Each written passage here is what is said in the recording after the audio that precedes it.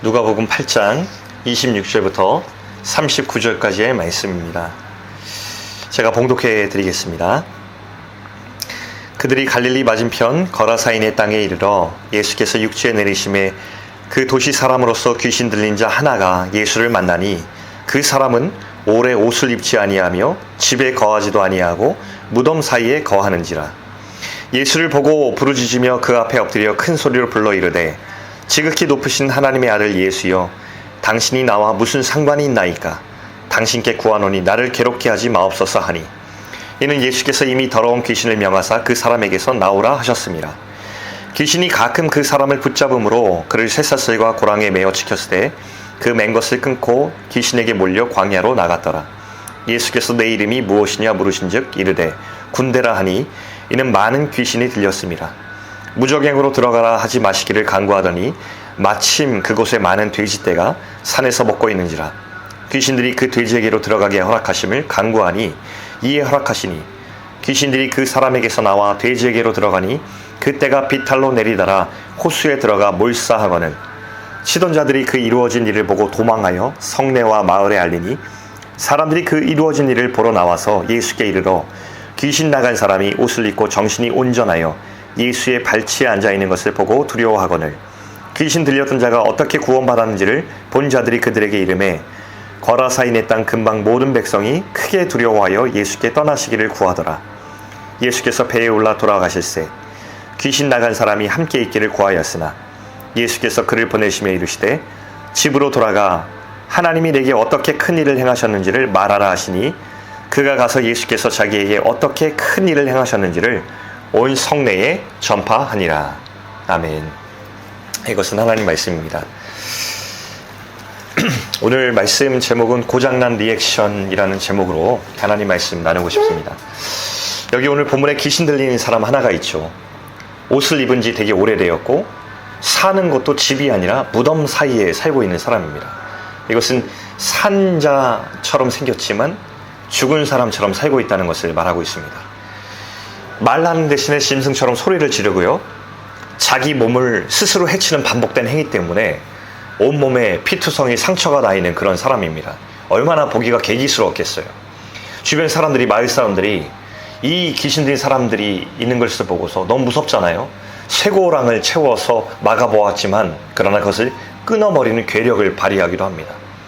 한마디로 이 사람의 인생은 자기가 스스로 삶을 통제하지 못했고 자기 삶을 스스로 파괴하는 인생이었고, 그리고 누구도 도울 수 없다라고 결론 지어진 그런 사람이었던 것입니다. 그래서 인생이 방치되고 있었어요. 성경이 왜 이 사람을 오늘 하필 우리에게 보여주고 있을까? 성경은 언제나 이유가 있죠. 보여주고 싶은 것이 있기 때문에 그렇습니다. 제가 캐나다에 살 때 밴쿠버라는 도시에 이제 가봤을 때 제가 꼭 기억하고 한 거리를 가보고 싶다. 그래서 가본 적이 있습니다. 그 거리의 이름은 헤이스팅스 스트리트이라고 하는 곳이었는데 마약거리로 불리는 곳이었습니다. 가보고 싶었던 이유는 제가 한 다큐를 보았는데 그 다큐 속에서 이 마약거리를 특집으로 다루었거든요. 근데 이 마약거리를 가보니까 말도 못하는 일이 벌어지고 있었습니다. 거리마다 곳곳에 사람들이 누워서 약을 하고 취해서 누워있는데 밤이 되면 앰뷸런스가 수없이 지나다닙니다. 사망자들을 병원으로 실어나르기 때문이에요. 너무 끔찍했어요. 한번 그곳에 가면 이 거리가 정말 그러한가 이렇게 가보고 싶어서 가봤더니 대낮에 갔는데도 불구하고 그곳에는 그 입구에서부터 약에 취한 사람들이 이렇게 여기저기 누워 있었습니다. 경찰이 와도 소용이 없었어요. 인터뷰의 내용을 본 적이 있습니다. 공통점이 무엇이었냐면 이 사람들도 누구나 다 평범한 사람들이었다는 거예요. 평범한 사람들이었지만 왜 이 약을 하기 시작되었습니다. 물어봤더니 자기 인생에 너무 괴로움이 있어서 그것을 잊어보려고 약을 썼다가 더 고통스러워진 자기 인생을 마주했다. 너무 후회하지만 나는 빠져나올 수 없다라고 고통을 호소하고 있는 그들의 인터뷰를 보았습니다. 이것을 바로 중독이라고 우린 부르죠. 중독의 원인은 두려움입니다.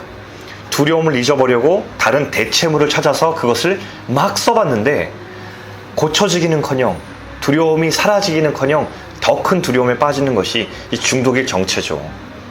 성경은 오늘 바로 이런 우리들의 모습을 보여주기 위해서 오늘 이 본문을 기록했습니다.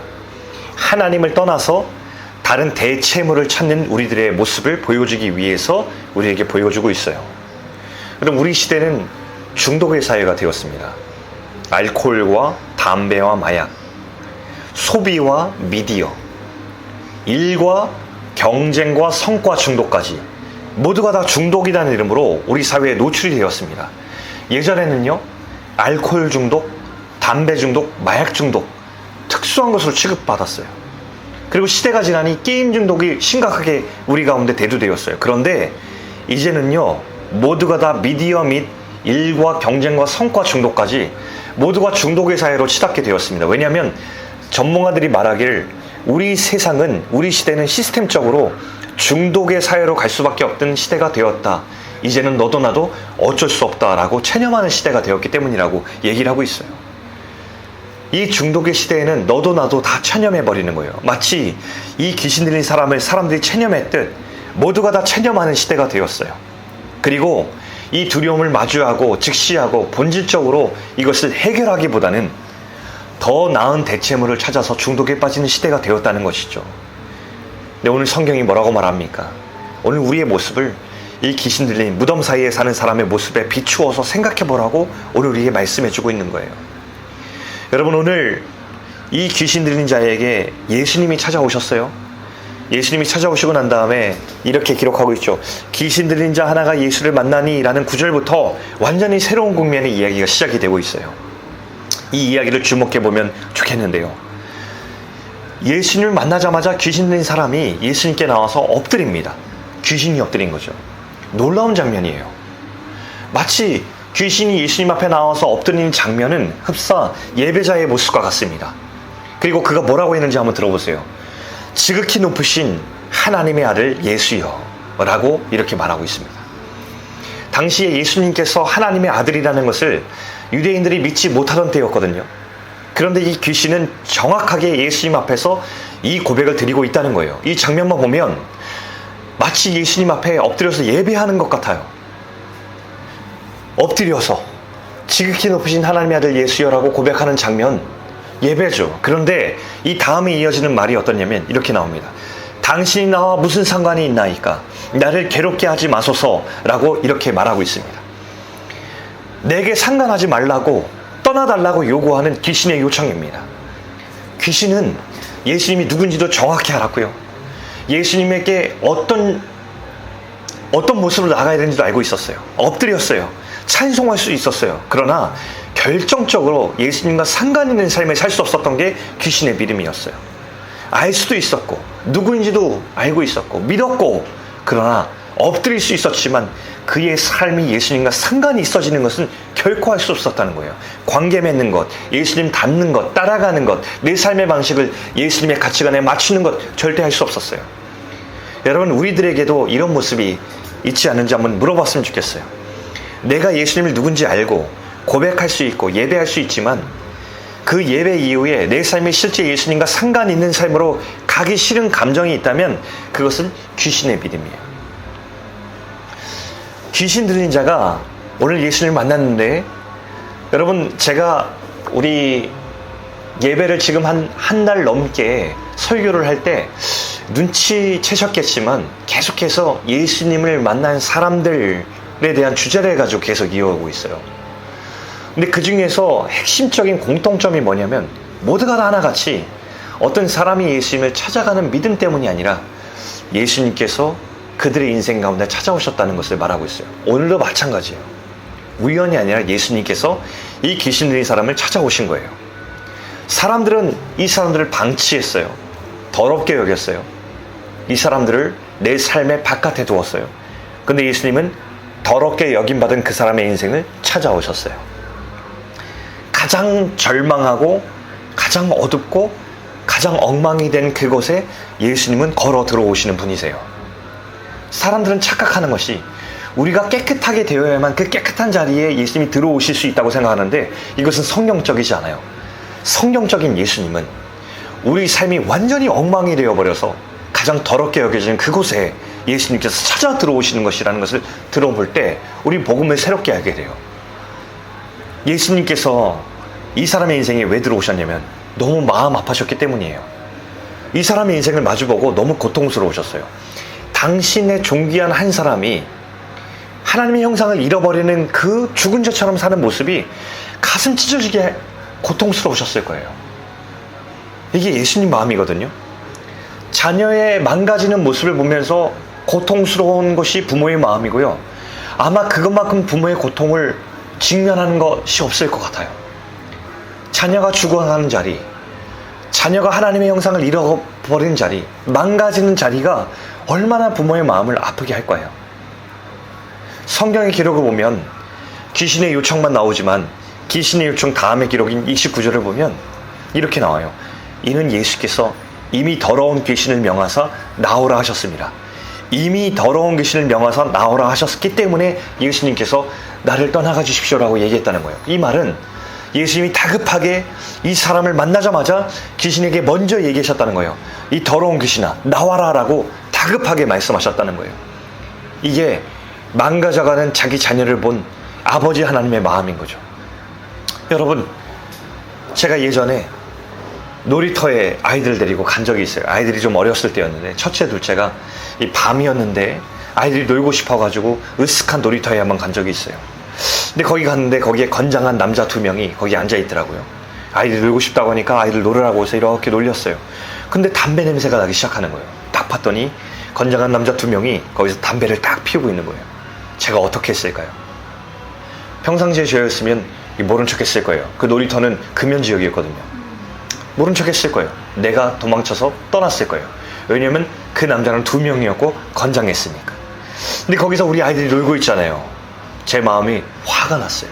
그래서 그 사람들에게 다가가서 이렇게 제가 말했어요. 굳은 표정으로. 여기는 금연구역이고 아이들이 놀고 있습니다. 담배 꺼주십시오. 라고 말을 했어요. 아이들이 담배 냄새 맡고 해받는 것, 그것 하나가 그렇게 싫어서 민감해진 부모의 마음, 아이들이 담배 냄새 맡으면서 그 놀이터에서 노는 게 싫은 아빠의 마음이 그런 용기를 내게 했어요. 예수님께서는요, 가장 고통스러워하는 것이 우리가 하나님의 형상을 잃고 망가지는 거예요. 우리가 하나님의 길을 떠나가는 거예요. 우리의 인생이, 우리의 길이 악한 힘에 의해서 정복당하는 것을 하나님께서는 두고 보실 수 없는 분이에요. 이게 바로 십자가가 우리 인생을 찾아온 이유였어요. 우리 인생을 보시고 귀신의 악한 힘을 쫓아내고 우리를 다시 하나님의 존귀한 형상으로 회복시키기 위해서 기꺼이 이 예수님께서는 십자가로 걸어가시잖아요. 십자가는 예수님께서 우리를 다시 회복시키기 위해서 온통 고통을 참으신 사랑의 자리예요. 우리의 삶이 고난이 만났다, 고통이 있다 하지만 십자가 자리에 자기가 이미 걸어 들어가셔서 피 흘림의 고통을 참으셔서 자기 인생을 내어주신 사랑의 자리에 비할 바가 없어요. 또 하나 사랑의 자리에서 주목해 봐야 되는 것은 하나님 아버지께서 이 독생자 아들의 고통을 참으셨다는 거예요. 자기 아들 독생자가 십자가에 매달린 채 그 고통을 계속해서 호소하고 신음하고 있는데 아버지 되신 하나님은 그것을 묵묵히 지켜보고 있어요. 아버지가 자녀의 고통을 참고 그것을 지켜보는 것은 세상에서 가장 어려운 일인데 이 하나님 아버지의 사랑은 그 고통을 참아내십니다. 왜냐하면 우리를 다시 존귀한 하나님의 사랑의 모습으로 하나님의 형상으로 회복시켜야 되기 때문입니다. 여러분, 이런 사랑이 십자가의 사랑이에요. 이런 사랑은 없습니다. 그리고 저와 여러분은 이런 사랑을 받은 자예요. 예수님의 명령을 받은 귀신의 힘이 이제 본문에 보면 끝나버려요. 그런데 이 귀신이 마지막 발악을 하거든요. 군대라고 이름하는 이 귀신이 돼지떼에게라도 들어갈 수 있게 해달라고 예수님께 부탁을 해요. 저는 이 본문을 보면서 굉장히 의아했어요. 아니, 떠나가면 되는 건데 왜 돼지떼에게 들어가게 해달라고 굳이 부탁을 할까? 그리고 왜 예수님께서는 이것을 허락하실까? 의아한 장면이에요. 근데 예수님께서 허락하시고 난 다음에 귀신이 정말 돼지떼에게 들어갔어요. 그러자 이 2000여 마리나 되는 돼지떼가 끔찍한 모습으로 바다로 달려가서 모두 다 바다에 빠져서 몰사하는 장면이 일어나게 됩니다. 이것은 귀신의 전략이 들어있어요. 마지막 패배하면서까지도 마지막에 계산된 전략 하나를 던지고 있는 것인데, 그게 바로 뭘까요? 이 지역에 있는 사람들에게 공포감을 심어주기 위해서, 그리고 그 두려움으로 말미암아 예수님과 그들 사이를 벌리려는 전략을 살펴보고 있는 거예요. 어떻게 이 전략이 통하게 되었을까요? 돼지떼가 다 몰살되고 난 다음에 제사상에 손해가 발생했어요. 왜냐하면 돼지떼에게 주인이 있었거든요. 귀신들의 계획대로 됐어요. 본문은 두 번이나 사람들의 마음에 있는 두려움을 기록하고 있거든요. 우리 먼저 35절 말씀을 한번 볼까요? 35절 말씀을 보면 이렇게 기록하고 있어요. 사람들이 그 이루어진 일을 보러 나와서 예수께 이르러 귀신 나간 사람이 옷을 입고 정신이 온전하여 예수의 발치에 앉아있는 것을 보고 두려워하거늘 이라고 나와 있어요. 37절에는 이렇게 다시 반복되어 있습니다. 거라사인의 땅 근방 모든 백성이 크게 두려워하여 예수께 떠나시기를 구하더라. 성경이 놀라운 회복을 목격한 사람들의 아주 이상한 리액션을 기록하고 있다는 거예요. 사람들이, 이 고통받는 사람이 나았으면 기뻐해야 되는 것이 당연한데 두려웠대요. 이 사람의 그 기괴한 모습이 완전히 나아서 이렇게 옷을 입고 온전한 모습이 나와 있는 것을 보면, 와, 예수님께서는 이런 일을 행하시는구나, 예수님 우리와 함께 해주십시오 라고 하는 것이 정상인데, 이들이 말한 고백이 뭐냐면 예수님 이제 우리를 떠나주십시오 라고 말하는 것이에요. 무슨 이런 리액션이 다 있을까요? 고장난 리액션 아닙니까? 무덤 사이에 있던 자들만 귀신의 힘에 사로잡혀 있던 것이 아니라 이 사람들에게도 귀신의 힘이 작동하고 있었던 거예요. 이 사람들도 모두 다 지금 귀신의 힘 아래 놓여 있어서 그 힘에 묶여 있어요. 다른 게 보이지 않는 거예요. 이 나아 있는 사람의 회복이 보이지 않고, 이 사람을 온전히 고치신 주님이 보이지 않고, 지금 내 재산상에 손해가 났다는 바로 그것에만 주목되어 있는 귀신의 힘 아래 놓여 있는 사람이었어요. 여러분, 이 사람들의 대사를 잘 보면 소름 끼치도록 정확히 아까 귀신이 예수님 만났을 때 했던 말과 똑같아요. 이들의 말이 무엇입니까? 예수님, 내 인생에 상관하지 마시고 이곳을 떠나주십시오 라는 대사를 했다는 거예요. 정확히 귀신의 대사를 반복하고 있어요. 하나님의 아들이신 것을 알게 된 기적의 사건이 일어났지만, 근데 내 인생이 예수님과 직접적으로 가까이 엮이고 싶지 않다는 것이죠. 내게도 이런 재산상의 손해가 일어날까봐, 내게도 인생의 변화가 일어날까봐, 내 삶의 방식이 바뀔까봐 두려웠던 거예요. 무덤 사이에 살았던 자만 귀신 들린 게 아니에요. 예수님께 떠나가길 간구하고 있는 이 사람들도 귀신의 힘에 묶인 사람들입니다. 자, 성경은 이제 마지막으로 예수님과 나음을 입은 자 두 사람에게 남겨진 모습, 이것을 보여줍니다. 예수님은 이제 배를 타고 떠나가시려고 해요. 그리고 그 앞에 귀신 들렸던 사람이 있어요. 그 지역 모든 사람이 요청했던 것과 달리 이 사람은 예수님과 함께 있고 싶어 합니다. 예수님, 제가 예수님 따라가고 싶습니다. 예수님과 함께 하겠습니다. 왜 이렇게 말했을까요?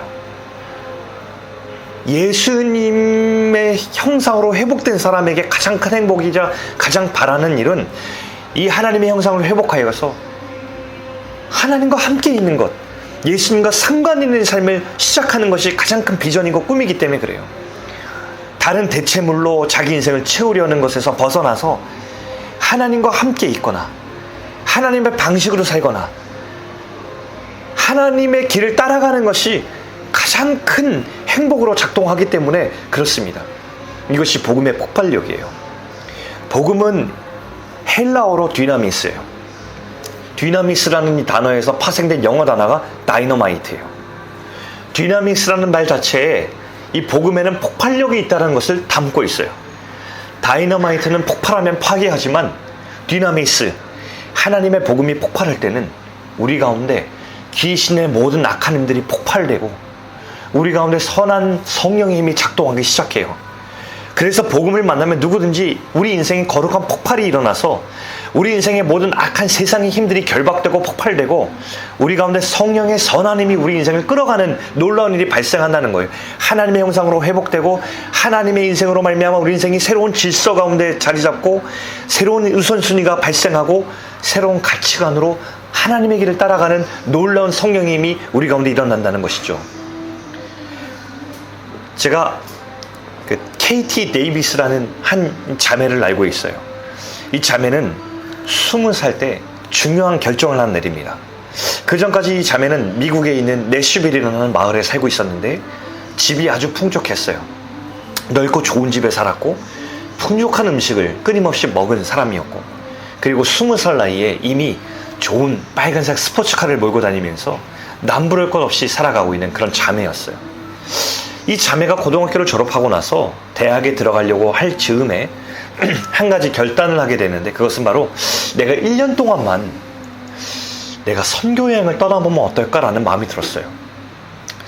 풍족하게만 자랐던 이 미국인 자매가 신앙생활을 하고는 있었지만 내가 무언가 빠져 있었다라고 하는, 하나님과 나 사이에 무언가 결핍되었다는 마음 때문에 내가 1년 동안 대학에 들어가기 전 한 해 동안 하나님을 위한 여행을 한번 해보면 어떨까라는 마음이 들었던 거죠. 부모님이 반대했어요. 그러나 모험심이 가득했던 이 자매는 부모님을 설득해서 아프리카의 우간다라고 하는 마을로 떠나게 됩니다. 그곳의 환경이 낯설고 힘들긴 했지만 내 풍족한 환경을 걷어내고 그리고 나서 보이는 인생을 조금씩 경험해보기 시작하는 거예요. 그때 그곳에 도착한 지 얼마 안 되어서 예배를 드리러 가는 날에 예배를 드리러 갔는데 비가 엄청나게 내리게 되어서 비를 피하기 위해서 몇몇 사람들과 함석 지붕 작은 방 앞에서 들어가게 돼요. 근데 비가 그치지 않는 거예요. 그래서 그곳에서 모인 사람들과 예배를 조그마한 사람들과 드리게 되는데 바로 그 예배 가운데 하나님을 깊이 만나게 됩니다. 그녀의 일기 내용이 이렇게 적혀 있어요. 하나님이 이 순간 우리에게 충만히 임하셨다. 방 안을 가득 채운 그분의 사랑이 내 심장이 터질 것만 같았다. 말로는 설명할 수가 없다. 이해할 수 없는 감정이 나를 감쌌다.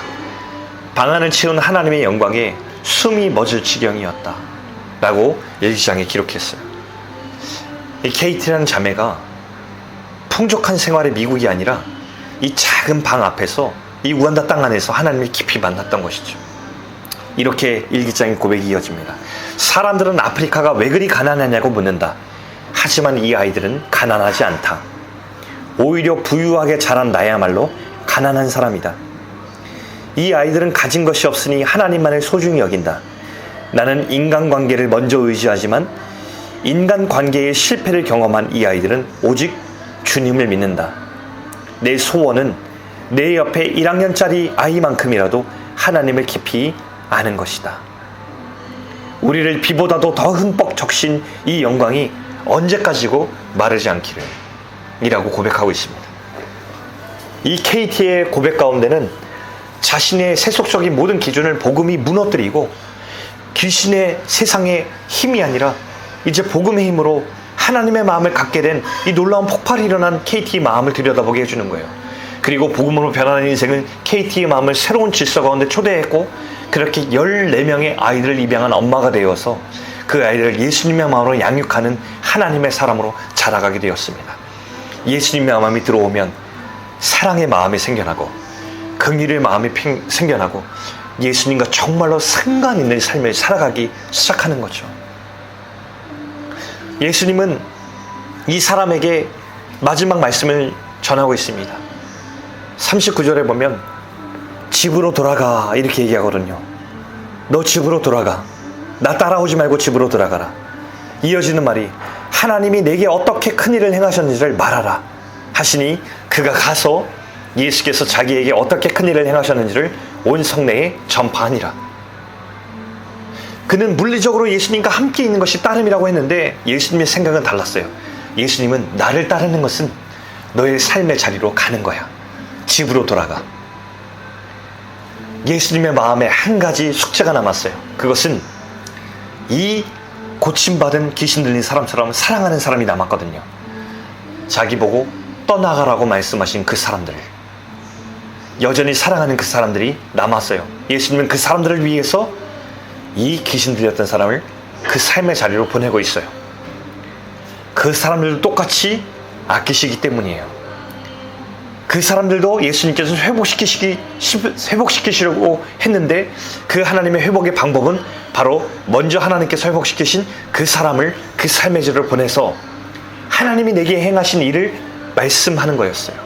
보여주는 것이었어요. 이게 하나님의 계획이었어요. 여러분, 이게 하나님이 오늘날 우리에게 하시는 말씀입니다. 예수님과 상관 있는 한 사람이 세상 가운데 들어가서 그 삶의 자리에서 예수님을 보여주고 복음을 보여주기 시작하면, 그때 그 상관 있는 예수님의 사람의 모습 때문에 예수님을 보여주고 예수님께 돌아오고 회복되는 일이 또한 일어난다는 거예요. 이게 오늘날 예수님께서 하시는 말씀이고, 교회를 세우신 이유고, 십자가의 사랑으로 회복된 한 사람이 이 세상 가운데 들어가서 삶의 자리 가운데 내 가족들, 내 친구들, 내 삶의 사람들 가운데 보여지는 이유입니다. 그래서 교회와 성도는 이 세상 가운데 소망인 것이죠. 사랑하는 여러분, 오늘 본문 속에서 우리는 어떤 사람으로 살아가고 있을까요? 어쩌면 우리들은 귀신 들린 사람처럼 오늘 이 세상 가운데 살아가는 사람이 있을 수도 있어요. 귀신의 힘에 묶여있는 사람으로 살아갈 수도 있죠. 어떤 사람은 예수님의 삶의 자리 가운데 들어오셨을 때 예수님을 믿고 예수님이 누군지 알지만, 예수님을 찬송할 수 있지만, 그러나 내 인생에 상관은 하지 말아주세요 라고 멀리 떨어져 있게 바라는 사람이 있을 수도 있어요. 그리고 어떤 사람은 내가 하나님의 감격으로 회복된 사람이기에 주님, 저에게 상관 있는 삶으로 저를 초대해 주십시오. 제가 어떻게 걸어가면 될까요? 라고 고민하는 사람도 있을 수 있을 거예요. 그러나 오늘 본문은 어떤 길을 가야 할지 우리에게 이미 말씀하셨습니다. 오늘 귀신 들렸던 사람의 모습을 우리에게 보여주는 이유는 우리가 걸어가야 할 길을 우리에게 명확히 보여주기 위해서요. 우리가 어느 자리에 있는지 보여주고 우리가 어떤 자리로 가야 되는지 알려주시기 위해서 하나님께서 오늘 이 본문을 우리에게 말씀하셨어요. 오늘 이 본문 말씀을 우리 가슴속에 끌어안고 내 삶의 바운더리를 넘어서 가장 중요하고 존귀한 것을 따라갈 수 있는 저 여러분 될 수 있기를 주의 이름으로 축복합니다.